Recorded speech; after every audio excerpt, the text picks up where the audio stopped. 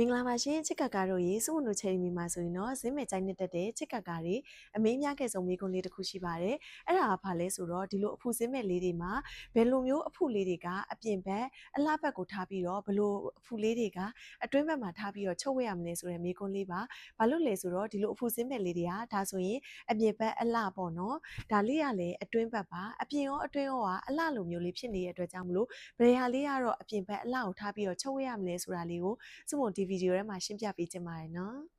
ဒီလိုမျိုးအဖူလေးတွေ20ညီညီလေးရက်ထားတာလေးတွေစမလို့အပြင်ဘက်အလှဘက်ကိုထားပြီးတော့ချုပ်ဝဲရမှာဖြစ်ပါတယ်ရှင်။ဘာလို့လဲဆိုတော့သူကဒီလိုအဖူလေးတွေကိုတေချာလေးညီအောင်ရက်ပေးထားတာပါ။စမလို့အတွင်းဘက်မှာဆိုရင်တော့ဒီလိုမျိုးကွင်းဆက်လေးလိုမျိုးအဆက်လေးတွေက33ဆက်လေးတွေဆက်ဒီလိုမျိုးဖြစ်နေရလေးကတော့ဒီလိုအဖူလေးဆိုရင်တော့စမလို့အတွင်းဘက်ကိုထားပြီးတော့ချုပ်ဝဲရပါတယ်။ဒါဆိုရင်တော့အဖူ20ဆက်လေးတွေစင်တူလေးတွေညီညီလေးတွေရက်ထားတာလေးတွေအပြင်ဘက်မှာထားပြီးတော့အလှဘက်ကိုထားပြီးတော့ချုပ်ဝဲရမှာဖြစ်တယ်ဆိုတာကိုချက်ကကားသိပြီးတော့လောက်ကြပါပြီတခြားဇင်းမင်နဲ့ပတ်သက်ပြီးတော့သိချင်တာလေးတွေရှိရဆိုရင်စုံကိုဒီဗီဒီယိုရဲ့ comment လေးမှာရေးထားပေးခဲ့လို့ရပါတယ်စုံကပြန်လည်ဖြေချပေးပါမယ်ရှင်ကျေးဇူးအများကြီးတင်ပါတယ်ရှင်